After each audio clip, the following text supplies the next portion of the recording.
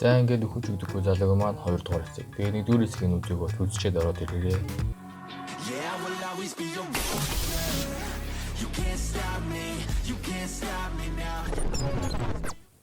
За сүүлд манай тэр жинхэнэ анчин цус дээрээс цааныг хамгаалахгүй болохооргүй болоод өссөн.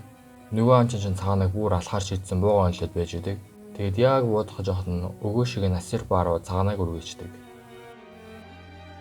Тэр үеэр манай хоёр анчингийн ардаас гарч ирээд буугаа газар хаяхгүй юм уу? Чамайг сумаа зиндэглэж авах чинь биэнд чинь 5 нөх гаргачих байх шүү гэсэн нөгөө анчин орлоод үзгүй. Хин энэ ууланд амьдуулдгийг харцгаая. Гээл үзэх гээд байжсэн нохойн сүгэм отыг урдуур орж бууг нь унгаагаад гардан дулаан болчдөг. Тэр үе Шираши Сүгүмотогийн бууг авсан ч нөгөө зэрэг зэвсэгнүүдээ хаягээд Асирпаг барьцаалсан байдаг. Сүгүмото тэгээ түүнийг явуулаач гэж анхаарлаа алдаж байгаа нөгөө анчны өчөөнд ороод яалтчгүй буугаад өгөхөр болчдөг. Асирпаг тэгээ тэдний хашгиргааны сонсгоргүй газар руу аваад явна. Тэгэд анчныг эргээд харсан манай хоёр зүгтсэн мэт юун төлөө оролтын хам билээ дээ. Нөгөө зэрэг тэгээ нөгөө хоёр чинь зүгтчихээ гэдгийг сонсоод Асирпагийн чимээ гарахгүй гэж амын таглалцсан явж байгаад Асирпагийн анхаарлыг тавлгүй зангаанд ороодохно. Асирпа тэгээд миний үлээсийг тайл наад зумж нь хортой байсан одоо ч хорон чиний биед байгаа. Хурдлахгүй болохгүйгээд хүлээсээ тайлуулдаг.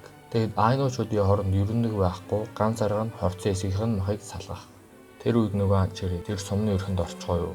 Наана хүлээж огороо таныг аки. Би заавал тэр цагаан чоныг агнах болно. Түүний хэлснээр чи бол тэр цагаан чоныг дуудаж чадах хүмүүстэй. Гээд Асирпаг ашиглахаар болж Асирпаг модонд үлэгчдэг. Энэ үеэр нь цагаанаа гарч ирснээр буу гэж мэддэг юм шиг болтож өгөөд үүдэг. Тэгээд цагаанаа маань анчин хадсан боловч анчир маань цагаанаа буугаа яг тааруулсан байдаг. Тэгэд дуус гэсэн цагаанаа чинь ганцаараа биш хостой байсан байдیں۔ Анчир тэгээд хоёр өрийн дундх тулаан хамаагүй эмгтээчүүд ч амар юм аа гэхдээ би сэтгэл хангалуун байна гэж хэлдэг. Сүгүмото Шираши хоёрыг ирэхэд бид бас нэг зүйлийг мэдчих авд. Тэр нь цагаанагийн гэр бүл. Бас тэр үед нөгөө зэрэгрээд та магадгүй дахиж дөрөв сайхан зүйл сонсох байхаа гэдэг. Үүний дараа тэгээд манай цэрэг болон хоёрыг цааш нь аваад явж идэг. Сүгүмото бол шивээс аваад ирж байгаа. Тэр цэргийг Асирпа аврахыг хүссэн болохоор Сүгүмото би саад болохгүй. Хэрвээ тэр цэрэг дахиж ямар нэгэн зүйл хийх гэж оролцвол би түүнийг аргалнаа гэдэг. Манай дэш сайхан хоолдгороо хооллоод алсны талаар эмийнхээ нэр жав сонсоод газар доор юм бол 20-с илүү канал байгаа юм шиг гэж ахт нөгөө цэрэг наадхаас ч илүү их байгаа гэж манай офицер хэлсэн. Цүрүмийн шоронгийнх нь хэлснээс 1000 дахин илүү их алт байгаа гэж бодож байгаа гэдэг. Шираши тэгээд цүрүмийн ер нь яагаад 7 дугаар дивизийг өөр юм болох гээд байгаа юм бэ? Зүгээр та алтаа найзуудаараа хуваагаад цансыг амьдч болохгүй юм уу гэж асуудал. Цүрүмийн болон бид дайнд ялсан. Гэхдээ 203 дугаар өндөрлөхийг буцааж авсан үе бидний талаас илүү нөхөрсөн. Штабын дараа өөрийнхөө алдаргаа авяг л нэмэхэд учруулсан хөвлөлийнхөө нөл амиа орсон. Түүний амиа орлолцоос болоод үлдсэн дивизийг засгийн газар буруутгасан. Бид ганц ч мөнгө шагнал аваагүйгээс гадна үлдсэн армиханд гадуурхагдсан. Түүний улмаас Цүрүмийн эвсэл байгуулж, алснуудыг хэн нэгэн тарах хооронд Хоккайдогийн баялыг ашиглаж дэвсгэн үйлдвэр байгуулж, ядарсан зүдэрсэн хүмүүс боломжоор өгнө. Энэ бидний дайнд өргөцсөн нөгөөдөө хийж чадах сүүлийн зүйл гэсэн юм байна. Энэ л Цүрүмийн алсны төлөө яваад байгаа шалтгаан. Гэхдээ манай Сүгүмото юу гэж боож өгөхгүй, энэ үе түүнтэй амтархан сонголт биш.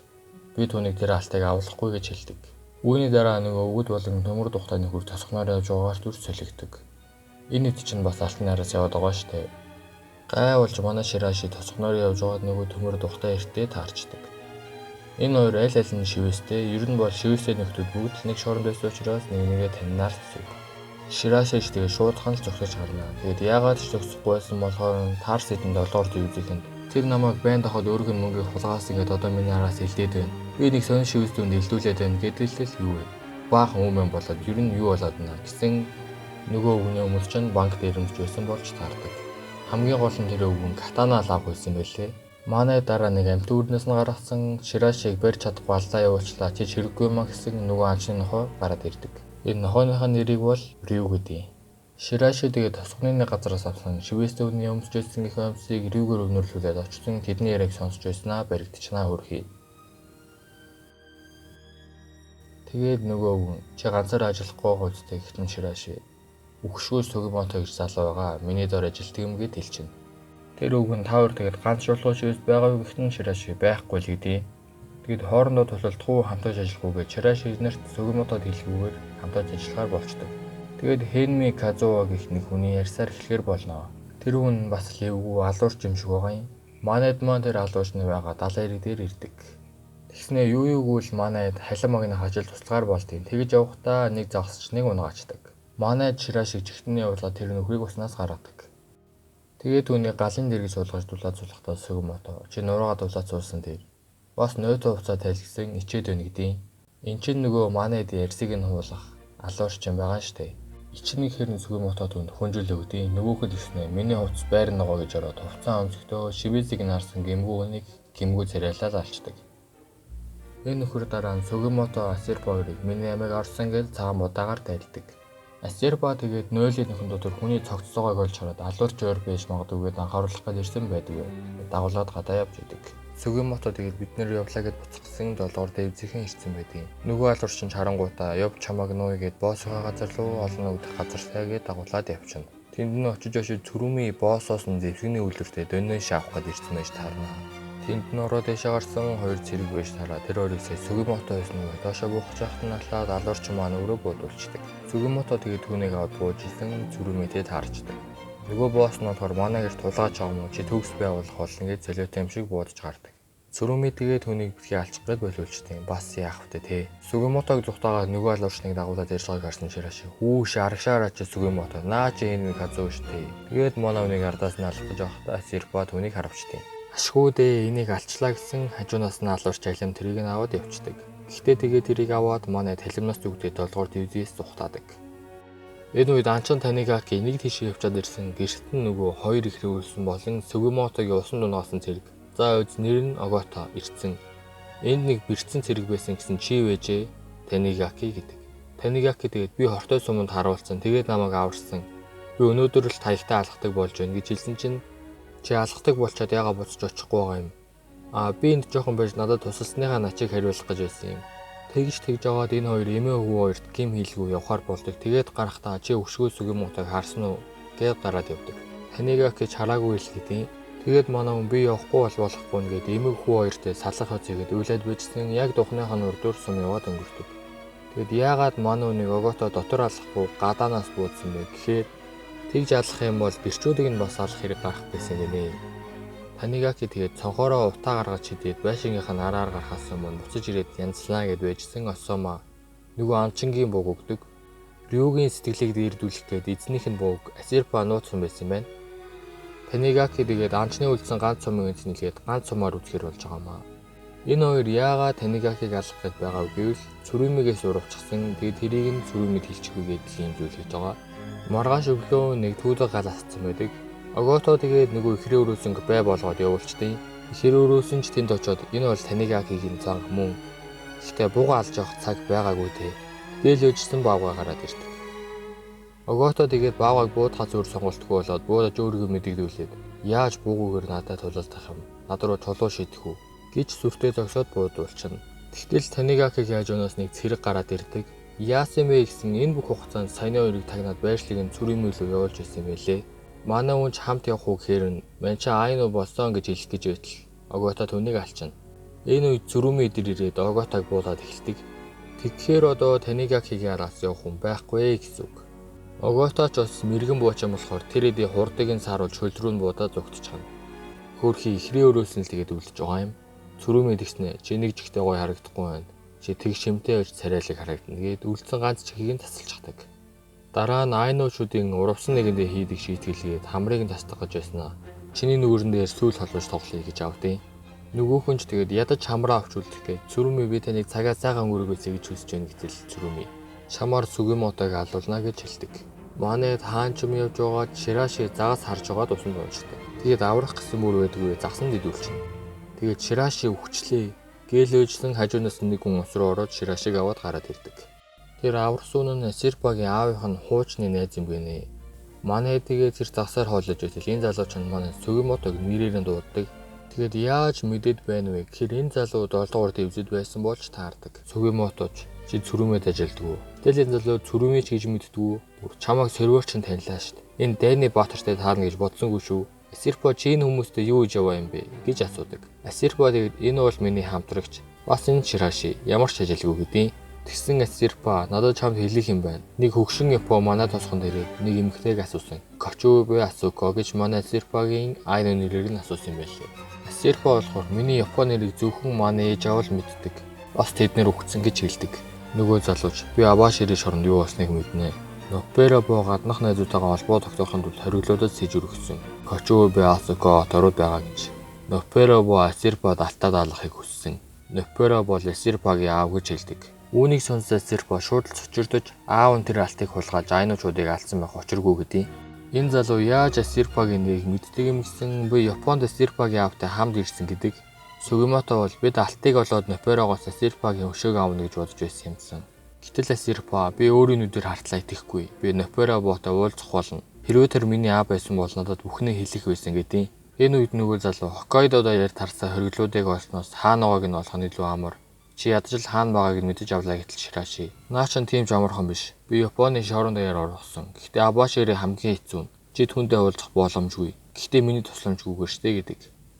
Нөгөө залуу тэгээд надад та нарын алт хоорондоо тэнцүү хуваах нь хамаагүй. Гэхдээ үлдсэн эзгийн айнуу шуудад буцаж ирэх хэрэгтэй. Би тийм зүйлийг хармаар байна гэж хэлдэг. Манай тэгээд айнуу тусгондоо яваад очсон Танигаки. Миний хувцас наалдаад ирсэн болохоор би айнуу хувцас өмссөн.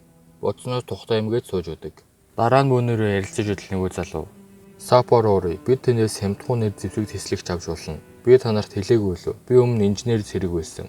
Би 203-т маш их гар хийсийн цэцэр хүмүүх хийж Оросын бункеруудыг дэлбэлсэн гэдэг. Шүн Шираши бид үнэхээр тэр залууг авч явах юм уу гэсэн Сугимото. Би чамд ч их сэтгэдэггүй. Тэр залуу Нопперигийн талаар нэг зүйл нуугаад байгаа юм шиг санагдаад байна. Хэрвээ Сирпа түн дуртай байвал тэр тийм ч муу нөхөр биш байх гэж хэлдэг. Маргааш нь тэгээд манайд мороор Саппоро руу явцгаадаг. Саппоро нь Хоккайдогийн төвд байдаг ч Оторо шиг олон амтай биш. Манай хэднийг дэлгүүрээд сэлэн зэвсэг авчгаад хоног төрүүлчих газар байна уу гэсэн нэг залуу эмэгтэйн сайхан урилж авсан зочдуудлыг санал болгодог. Яваад очсон тэр нь харахад дажгүй л газар байдаг. Энд нь бас нөгөө төмөр тухтаар ирсэн байх асгаад нь энэ эмэгтэй байшингаа ханад өнөр чөлөөтэй явдаг заяа. Тэгснээ Ширашиг доош нь угаагаад тэнд нь ухаалд болчдөг. Энэ үед манайд нөгөө төмөр тухтаа яртээ танилцаа байж идэв. Сугимото тэгээ чихийг нь харангуудаа жудуугаар хичээлдэг юм уу? Миний чих ягаад ч юм тийм болов гэд гар өрсөн энэ хоёр шууд л амир барьц авцгаадаг. Тэгсэн төмөр тухтаар энэ янзаараа хойлоо нэгийг алхана. Чи надад таалаглаа гэд хамт юм ухаар болдог. Энэ Сирпагийн царайг харалтаа. Гэхдээ тэгээд амсаад үзнийхаа дараа өөр болдог л доо. Манай тэгээд ухамаар өрсөлдөцгөөдөг. За тэр ч яхав. Төмөр тухтаа эрийг буцаад ирэхэд нь өдрийнх нь хонхойлгосон ханаа нүх болцсон байдаг. Тэгж явж байгаа Ширашиг араас сунаад ирдэг. Шираши тэгээд нөгөө эмэгтэй чинь бидний мэдих шоронгийн хоригдэл байж тэр нүрээ бодож зүсээ хавлахсан. Гэхдээ тэр уралт ирэх мөнгө нь нөгөө эмчээс эрэхтэйг сануулж байна. Энэ барилгын эзэн бол эмэгтэй хүний хувцас өмсөө хоригдлгээд хэлсэн тоодгүй. Энэ үед нөгөө эмэгтэй чинь Сирпагийн нүдэн шуналаад яг л олох гэж байдаг. Яг тэгтэн Сугимото босоод ирдэг. Сугимотод хамгийн сонир санагдсан зүйл нь хаалга хаалтай байхад ороод ирсэн юм. Энэ үед гаднаас нь Шираши ирээд газар доор хүмүүсийн цогцнууд байна. Энэ газрын эзэн бол шивэстэй хоригдол. Миний чамд хэлжүүлсэн өвчнүүдээ хуулгаж ирэхнүүдээр юм хийдэг эмчж энэ гэж бүх хүнийг хэлцдэг. Нөгөөхөн тэгсэн хүмүүс эцэст нь өөрт байхгүй зүйлээ үсдэг шуналтай амьтдгээд Сирпа руу тариа шидчихдэг. Сугимото тэгээд эргээд харсан нөгөө хоригдол чинь алга болцсон байдаг. Шираши тэрийг нь сонсонгуудаа нөгөө залуугаас сэрэгсэн сэрдэггүй. Тэгээд Шираши тэсэрхүүмөх шийдсэн нөгөө төмөр тухтаар гарч ирээд бас түүнийг илгээд эхэлтий.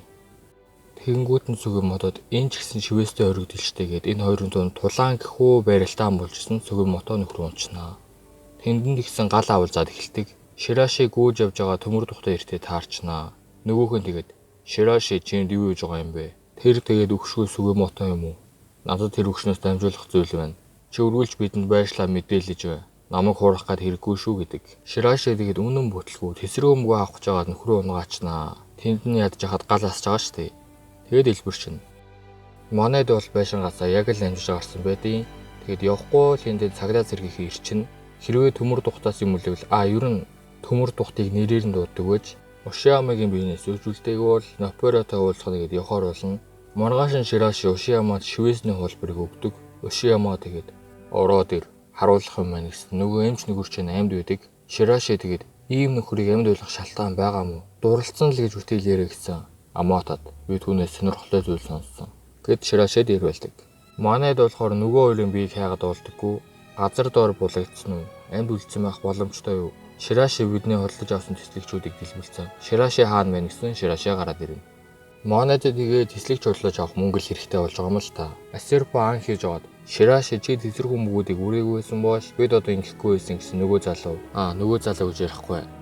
Киро Ширашиг тэрнээс гадна Асерпогоос мөнгө зээлж аваад бүгдийг нь бооцоо нөгөө далдсан гэдэг. Манай тэгээд өөр нэг айнууд тусганд яваад очдөг. Энэ бол Асерпогийн эмээгийнх нь хамгийн бага төв. Тэр өвгөн тэгээд ойрдоо гинтийн гижинтэй уулзж байна шүү. Манад нэг өнгөрсөн ирээдүйг хардаг эмэгтэйрээ тусгадынхны гайхшруулад байгаа гэдэг. Тэгсэн нөгөө эмэгтэй хүрээд ирдэг.